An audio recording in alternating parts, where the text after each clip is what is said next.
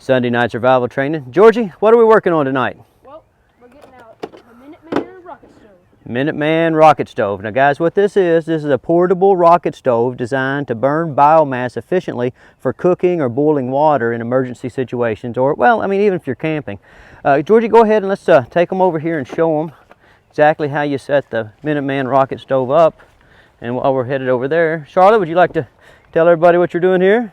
I'm making a wood house. A wood house. Dang, that's a very nice wooden house. All right, we'll go over here and see what Georgie's up to. Georgie, about how long does it take to set up this portable rocket stove? About 10 seconds. About 10 seconds. All right, let's show them the components. Right, so what we've got here, we've got an ammunition can, and then pick up that chimney, George. This is a chimney, and this is what helps you draw air in to make the rocket stove work like a rocket stove. And then this is a vent cover. Okay, so Georgie, go ahead and assemble it. Right, okay. So, you know, you could be in a survival situation, guys, and you don't have access to a lot of fuel. And so you want to be able to cook or boil water with just little bits of wood that you might find rolling around on the ground. So, Georgie, now that you've got your little pile of biomass, show them what we're working with here. Look at this, guys. We're just going to take these little twigs, and how you kind of do it is you start off pencil lead, pencil, finger, thumb size wood, and we're going to put it in the chimney of the rocket stove. Show them, Georgie. Just going to pile that in the chimney. Okay, and then what he's going to do is he's going to reach into the vent area, and he's going to go ahead and take the vent cover off, Georgie, and then light your biomass, and then we'll just add a little bit at a time while we get our rice and beans out and bring it over here. This shouldn't take long, guys. If you've done a good job with your twig gathering, and you've got a bunch of small little twigs. Now what they say, guys, is if it doesn't snap, put it back. That's a really simple concept, I know, but what that means is that the wood is not dry enough to snap, then it's not going to burn very well. Now, once your fire gets going pretty good, then you'll be surprised at what you can burn, even pretty damp wood. Now we can start to see that our biomass is catching on. And here in a few seconds, we should see the flames start to shoot up through the chimney. Georgie, go on over there and get our rice and beans and bring it back. Oh, here we go. See it? Now what's happening, guys, is as this flame gets bigger, air is drawn through this vent, and then the air goes faster due to the temperature change and comes out. And so it kind of circles, and on a lot of rocket stoves, the reason they call them rocket stoves is it sounds like a rocket when they really get going. All right. Now, since this ammo box is insulated, it holds heat real well, and once we get a, you know, kind of a good little flame going, then you can really start to kind of pile in some bigger pieces of biomass. But look what I'm working with here. Just little twigs, you know, and there's a lot of videos out there, a lot of literature on twig stoves. I suggest that you look that up, as it's a very useful bit of knowledge to have in situations like we might be facing over the next few weeks.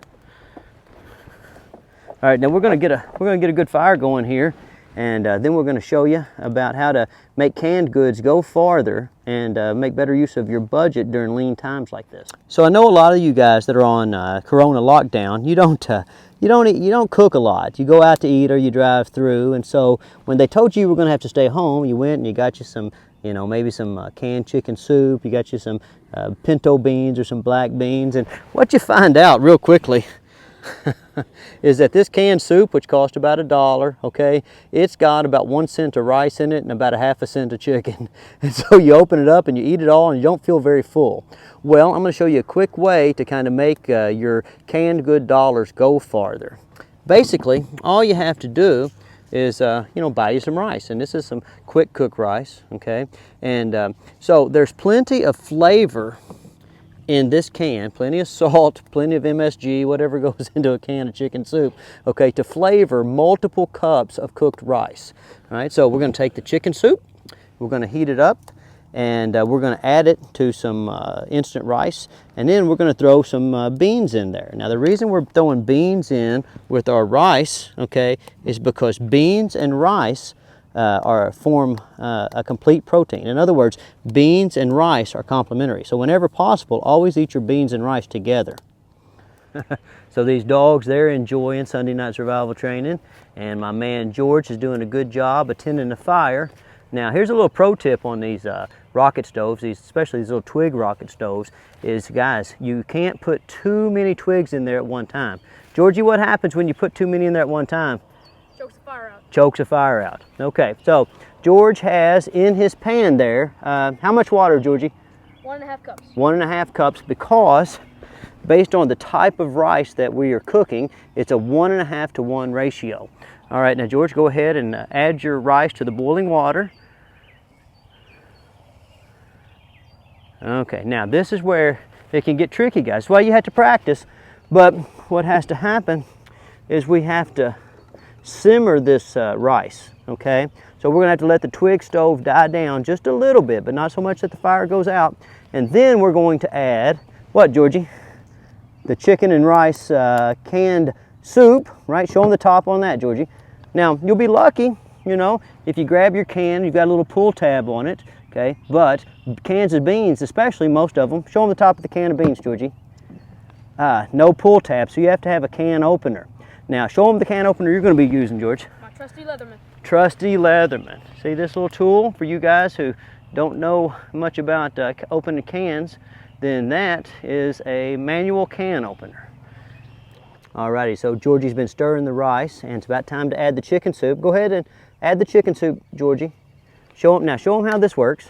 It's just a simple pull tab. So you just pull that open. Be careful not to cut yourself, guys, because if you're in a survival situation, you'll do what George just did, which is what? You ended up with what all over you? Chicken soup. Chicken soup all over him. Okay, go ahead and add that to that cooked rice, Georgie. Very nice. Now, if you'll watch that when it's coming out of the can, you'll see there's just a lot of soup, not much rice or chicken. So George has been doing pretty well up to this point. He cooked his rice, and then he successfully added the chicken and rice soup to the rice to flavor it, and now he's working on adding his beans for the complementary protein effect. Okay, show him though what you've had a little bit of trouble with there, Georgie. Pick up that Leatherman. Okay, now a lot of you guys, you know, you're just used to using an electric can opener. Okay, you've never used a manual can opener before, at least you know, a manual hinge style can opener. Okay, and so you can kind of look and see where George has struggled opening this can of beans. Now, the reason this is important for this video is, see that right there, guys?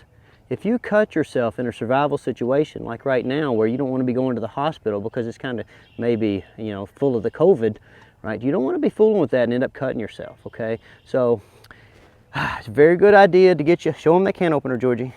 Get you a Leatherman or get you a Swiss Army knife that has a manual can opener on it, and practice, okay, inside, where if you do cut yourself a little bit on a lid, you can get it cleaned off real quick. All right, Georgie, go ahead and add your beans. Okay, so effectively we've took a $1 can of soup, a 58-cent can of beans, and 10 cents worth of bulk bought rice, and we've made a meal that could easily feed us 3 people. Now, we're relatively small people. George is 13. Oh, Charlotte, how old are you now? 7. 7, and of course me, I am 48, almost 50, but not a very big person. All right, stir that up, Georgie. Let's go ahead and simmer it for a little while, and then we'll serve it, and we will see exactly how awesome, you know, our survival and economically sound meal is. All right, you guys ready to eat? Yeah. All right, Charlotte, give Georgie the little bowls, which could also be cups, because MSR designs the best stuff in the world. Let me see what you put in that cup there, Georgie. Perfect rice. Dang, perfect rice and beans. Go ahead and fill that bowl up for me. Charlotte, you want a little bowl or a big bowl? Big. Big bowl? Dang. Here's you a nice green spoon. Oh, go ahead and hand that to me, Georgie.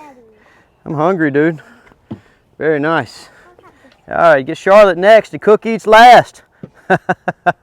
Cook's responsible for doing all the work and doing all the serving, but we'll do the cleanup. So you remember that next time your mom's cooking you supper, you know what I mean? Dang, all right, now who eats last? Me, the cook. Cook eats last. All right, Charlotte, let's test it out. Tell me whether George did a good job or not? A little bit hot? Hot. Survival food is too hot. Can we wait till it cools? You can wait till it cools. All right, Charlotte, you get to be the food critic for Survival Sunday. How did George do on his beans and rice combination? Thumbs up and delicious. Dang, thumbs up and delicious. Can't beat that. Came out back, built a campfire, cooked some beans and rice, and now we're getting ready to tell some scary ghost stories. In other words, we're living, guys. Do not let this crazy fear that's going around take over your life. Okay, get out, enjoy yourself, take this next couple of weeks and, learn a new skill, brush up on some old skills, but most of all, continue living and enjoying your family.